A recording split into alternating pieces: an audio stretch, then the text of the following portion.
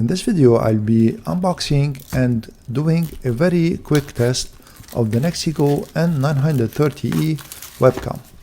So these are the specifications of this webcam.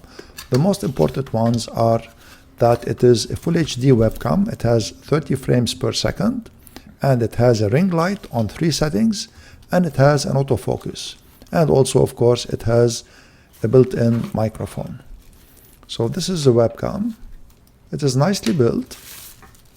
It looks really good. And here on the bottom you can put a tripod. And this is a mounting bracket. It is well weighted. And the USB cable is really long. So you have no problem if you have your desktop put like far from you or from your screen. So these are the protections. I'm gonna remove them. And there's also a protection on the lens. I'm gonna remove it now. And let's go and do the test. This is a test of the NexiGo N930E webcam, and this is the voice from its microphone. And this is a test with the light on setting 1.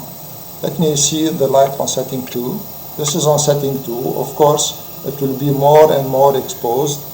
And this is on setting 3. It's really overexposed. At the end, I'm gonna say that this webcam is good for what it offers. What I like about it is its form factor. The base is sturdy.